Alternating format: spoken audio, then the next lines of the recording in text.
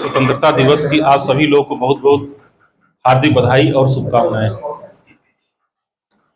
देखिए, हम लोग एक काफी लंबे समय तक गुलामी की जंजीरों से बंधे रहे।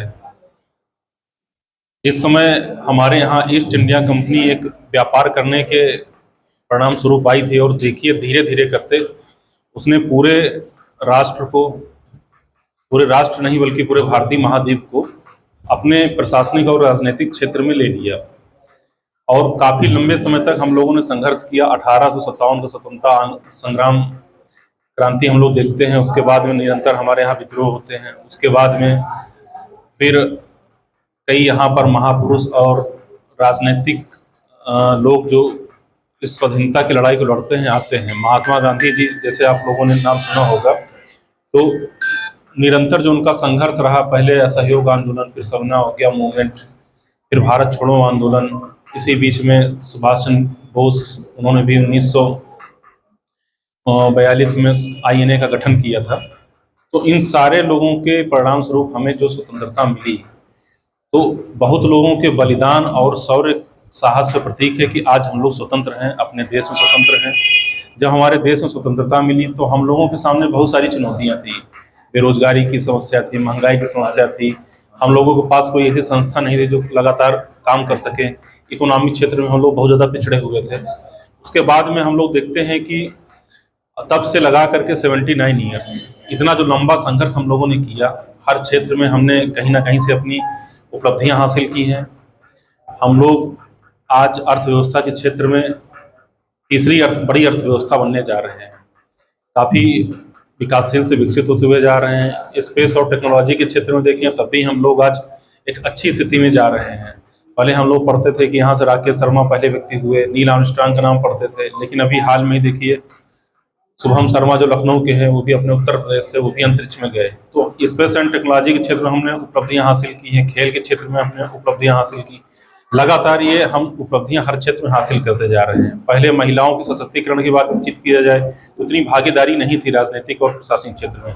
आज देखिए हमारे यहाँ महिलाएं भी हर क्षेत्र में भागीदारी कर रही हैं और सशक्त नेतृत्व कर रही हैं। जिस कैंप में मैं आया हूँ, फ्री नेत्र कैंप है, मेडिकल की फील्ड में ले लीजिए, तो मेडिकल की जो पहले हम लोगों की सुविधाएं थी बहुत पीछे थी, लेकिन अब आज हम लोग देखते हैं कि बाहर से जो विदेशों से भी लोग हमारे यहाँ आ रहे हैं, ऑनलाइन भी उनका ट्रीटमेंट चल रहा है। ऐसी टेक्नोलॉजीज आ गई हैं जो भारत के जो अच्छे हॉस्पिटल है वहाँ सारे उपलब्ध हैं। तो यहाँ कहीं ना कहीं मेडिकल के क्षेत्र में, इंजीनियरिंग के क्षेत्र में हम लोग अच्छा वर्क कर रहे हैं। तो हमें चाहिए कि जो हम लोगों को स्वतंत्रता दिवस मनाने का हमारा उद्देश्य है, जो स्वतंत्रता हमें प्राप्त हुई है, तो वो स्वतंत्रता की भावना को समझना चाहिए। जैसे एक पुस्तक है freedom at midnight, Larry Collins और डोमिनिक लाइबेरियन ने लिखा है। उसमें लिखा है कि जब हमारे देश को आज़ादी प्राप्त हुई थी तो लोगों को पता नहीं था कि आज़ादी क्या होती है। लोग अपना जाने लगे, जो सार्वजनिक परिवहन क्षेत्र था उसमें जाकर के बसों में बैठने लगे, मनमाना आचरण करने लगे, उनको लगा हमें आज़ादी मिल गई है। आज़ादी के मूल मायने नहीं पता था। फिर धीरे धीरे करके उस चीज़ को डिफाइन किया गया, लोगों के अंदर ये चेतना आई कैसे आज़ादी क्या है। हमारा संविधान में देखिए कि हमारे संविधान में मौलिक अधिकार, मौलिक कर्तव्य का वर्णन किया गया है कि व्यक्ति के मूल अधिकार क्या है। स्वतंत्रता को परिभाषित किया गया है, अनुच्छेद 19 में स्वतंत्रता का पूरा अधिकार दिया गया है, किसकी क्या क्या स्वतंत्रता है, जीवन जीने का अधिकार है। तो इन सब से कहीं ना कहीं ये है कि जो हमारी स्वतंत्रता है वो वहीं तक सीमित है कि अगले की स्वतंत्रता बाधित ना हो, यानी कि हम अपना स्वच्छंद आचरण ना करें। जो हमारी स्वतंत्रता है वही स्वतंत्रता पे हम लोग चलते रहें, अपना कार्य करते रहें, तो अधिकारों के साथ स्वतंत्रता आती है।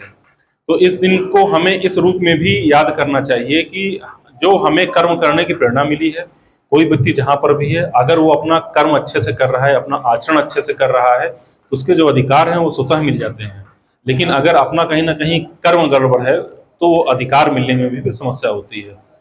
हमारे यहाँ का एक प्रसिद्ध ग्रंथ है गीता है। गीता में भी कहा गया है कर्मण्येवाधिकारस्ते मा फलेषु कदाचन मा कर्मफल हेतुर्भुः मा ते संगोऽस्तु कर्मणि, यानी कि अपना आप कर्म करने पर ध्यान दीजिए। अगर हम जितना अच्छा अपना कर्म करेंगे उतना अच्छा ही हमारी राह प्रशस्त होगी। तो जब हर व्यक्ति अपना दायित्व समझ जाएगा, बहुत सारे लोग कहते हैं कि हमने ये काम किया, इसको ये करना चाहिए, तो चाहिए शब्द पे बड़ा जोर होता है आज के समाज के लोगों को, इनको ये करना चाहिए, इनको ये करना चाहिए। लेकिन अगर वही अपना दायित्व समाज का हर व्यक्ति समझ जाए, हमें क्या करना चाहिए, तो मुझे लगता है कि बहुत सारी चीजें अपने आप गायब हो जाएगी। आज हमारे यहाँ हॉस्टल में बहुत सारे लोग आ रहे हैं, उसके पीछे क्या रीजन है? हमारे अनियंत्रित दिनचर्या, अनियंत्रित खान पान। तो अगर हम अपने में कंट्रोल रखें, अगर जैसे गांधी जी ने कहा था संयम और सारी चीजों को ध्यान रखिए, अगर हम अपने में कंट्रोल रखते हैं, अपनी चीजों को नियमित करते हैं, तो जितनी बीमारियां हैं आधी हो जाएंगी। भाई हमारे यहाँ योग का एक काफी पुराना उदाहरण रहा है कि आप योग करिए, योग से काफी चीजें संतुलित होती हैं। अगर आप उन योग को ध्यान रख लें तो बहुतों का तो हम देखे हैं कि चश्मा भी उतर गया है, बड़े बड़े नंबर उतर गए। तो अगर एक ऐसी दिनचर्या अपनाई जाए या ऐसे कर्म अपनाए जाएं जो हमारे शरीर को भी फायदा करेंगे, समाज को फायदा करेंगे। एक व्यक्ति अगर करेगा तो उसको देखा देखी पूरा परिवार करने लगता है। अगर परिवार में एक व्यक्ति भी सक्रिय हुआ तो परिवार के सारे लोग उस चीज को सीखते हैं। तो यहाँ अगर सारे लोग हैं, अगर इस दिन से यही प्रेरणा लें कि हमें अपना कार्य सही से करना है, तो उसका भी लाभ बहुत अच्छे से होगा और उसी से एक समाज बनेगा, और समाज अगर बनेगा तो हमारा राष्ट्र भी बनेगा।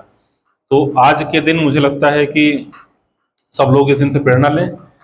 जय हिंद, जय भारत।